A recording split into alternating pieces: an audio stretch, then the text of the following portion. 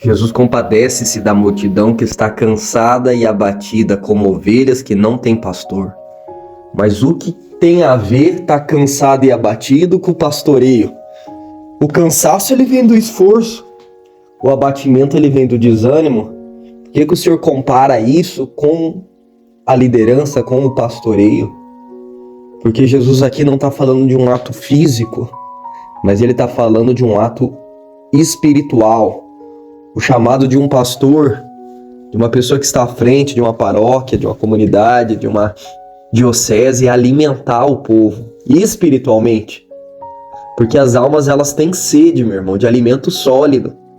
E quando elas vão ao encontro, e quando elas vão ao banquete, e ali elas não recebem algo que sacia, elas vão ficando fracas, abatidas, desanimadas, sem força.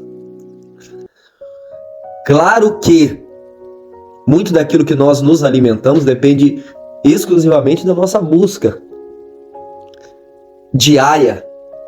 Por isso que é o banquete, né? É aquilo que eu vou buscar no extraordinário, na Santa Missa, num grupo de oração, num cenáculo de oração, onde eu saio do meu normal.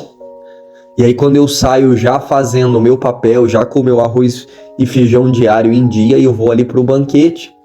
E é aquele momento do sacrifício da Santa Missa, do anúncio da palavra, da comunidade reunida, da vida fraterna, do amor entre os irmãos, da oração, da confissão, da imposição das mãos, onde aquilo vem como o alimento de domingo, que é um alimento diferenciado.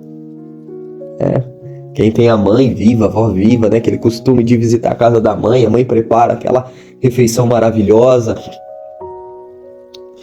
Essa palavra de Jesus, ela tem direção ao coração da liderança ali. Você vê que o contexto aqui é Jesus tinha expulsado um demônio que fazia com que o homem se tornasse mudo. Quando o demônio foi expulso e o mudo começou a falar, as multidões ficaram admiradas e elogiaram Jesus. Nunca se viu coisa igual em Israel. Qual que é a consequência disso? A inveja. Os fariseus vendo aquilo já com a inveja, com a raiva, com o ódio. Porque o que é o problema aqui? Que às vezes a gente não tem noção do que está acontecendo. Primeira coisa, Jesus ele fazia essas coisas extraordinárias de uma maneira muito simples, irmão. Então, por exemplo, você pega um caso de manifestação diabólica, eles chamavam ali os sacerdotes, eles iam com incenso, eles iam com várias coisas externas a Eli, eles ficavam horas ali em oração e muitas vezes não conseguiam expulsar os demônios. Aí chega Jesus, dá uma palavra só, chega Jesus, está reunido aquela monte de doente e ele faz um gesto, meu irmão. E não estamos falando só de doencinha simples, não, dor de cabeça, estamos falando de gente leprosa, gente surda, gente cega, gente paraplégica. Aí Jesus ali como um sopro da boca dele, em um segundo ele resolve. Então quem está vendo aquilo, meu irmão? Claro que as pessoas se beneficiam, mas aí aqueles que eram tidos como homens espirituais, eles se sentem humilhados. São João Crisóstomo fala assim, não é somente porque admiravam o seu poder de curar que o colocavam acima de todos os demais, mas porque curava com facilidade e rapidamente uma infinidade de doenças, mesmo as incuráveis. Isso era o que mais irritava os fariseus. Era proclamado superior não só a todos os que viviam em Israel, mas também a todos os ali nascidos anteriormente. É isso que excita a raiva, o desejo de depreciar Jesus. E aí eles vêm e falam, ele expulsa demônio porque ele é um bruxo, com a ajuda dos outros demônios. E o que é lindo de Cristo é o seguinte, meu irmão, ele não vai rebater isso daqui. Ele não vai ficar discutindo, ele não vai ficar batendo boca com essas pessoas. Pelo contrário, ele vai pagar o mal fazendo o bem. Se você ler a continuação, versículo 34, eles dizem isso. É pelo chefe dos demônios que ele expulsa os demônios. No versículo 35 do Evangelho de hoje, a palavra diz, Jesus percorria todas as cidades e povoados, ensinando em suas sinagogas, pregando o Evangelho do Reino e curando todo tipo de doença e enfermidade. Ele vai fazer o bem, cara. Jamais o demônio Lógico, o demônio ele tem o poder de cura, por isso que as pessoas buscam esses lugares ocultos, mas ele não vai ensinar, como Jesus aqui foi ali ensinando em sua sinagoga. O que é o ensinamento? É tirar a pessoa do erro, é tirar a pessoa da idolatria. Se a pessoa está num tipo de pecado, no adultério, então eu venho e mostro para ela que isso é desagradável a Deus. Céus e terras passarão, a palavra de Deus não passará. Os adúlteros não herdarão o reino de Deus. Então vem o ensino. O ensino, a pessoa ela toma consciência e aí ela toma a decisão de sim ou não, de sair daquela vida pecaminosa ou não. Então Jesus, primeira coisa que ele faz, ele vai ensinar, que é diferente da pregação. O ensino geralmente ele é algo ali, ele pode estar dentro da pregação, a pregação mais formativa, mas ele pode ser ali uma direção espiritual, que eu acredito que seja aqui, até porque Jesus mandava os discípulos de 2 em 2, então eles também tinham essa missão ali, não só com multidão, mas nas casas, nessa visita missionária ali. Então Jesus ele ensinava como a pessoa, olhando para o indivíduo, na sua peculiaridade, como viver uma vida nova. Segundo, pregando a palavra. Terceiro, curando todo tipo de doença e enfermidade. Então não era por Satanás que Jesus fazia isso, porque Satanás jamais levaria as pessoas a se aproximar de Deus. Você vê todo esse contexto. Jesus ele toca, ele entra na realidade daquele povo e ele percebe que eles estão cansados e abatidos. Por quê?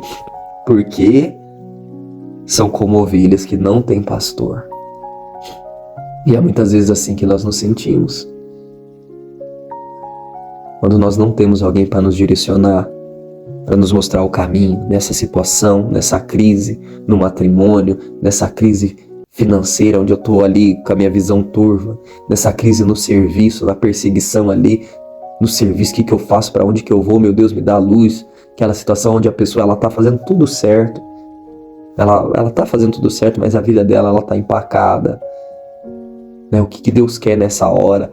Aí vem alguém ali com uma palavra de ensino, de coragem, de ânimo, do coração de Deus para aquela pessoa e dá força para ela viver aquela agonia, aquela angústia, aquela subida ao Calvário, onde Deus está permitindo para o crescimento espiritual daquela pessoa, para ela amar a Deus sem entender, para ela amar a Deus na prova, no silêncio, para ela tomar as decisões dela, para ela enfrentar essa tentação do cansaço ali, buscar Deus mesmo no cansaço, mesmo não sentindo mais alegria, estar na palavra, né? Às vezes Deus quer ver a nossa violência, meu irmão, para estar com Ele. Nossa, eu não tô com vontade nenhuma de rezar, mas eu vou e rezo. Nossa, eu tô com a vontade de ver uma outra coisa, mas eu coloco uma pregação, eu coloco o rosário, eu coloco uma oração, coloco uma música, e ali eu vou me violentando a estar perto de Deus. Então, uma palavra muito rica, cheio de detalhes, aonde Jesus conclui, falando aos seus discípulos: a messe é grande, mas os trabalhadores são poucos. Pedi, pois, ao dono da messe que envie trabalhadores para a sua colheita.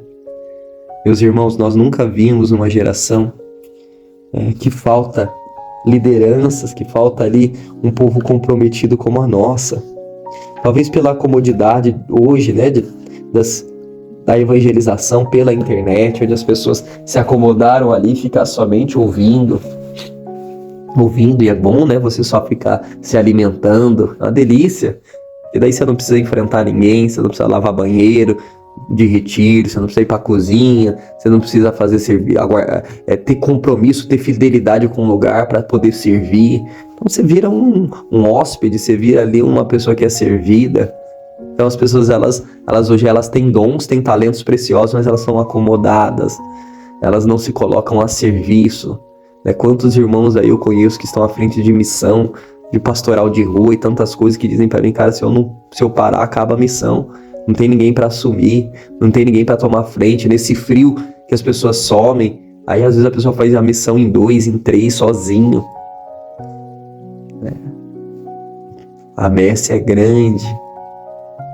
Pedir, e nós pedimos: Jesus, envia operários comprometidos, que queiram ser fiéis a Ti, que se sacrifiquem pela fidelidade a Deus, O Deus que é fiel e nos tirou, meu irmão, de uma condição terrível e espera de nós uma resposta de amor.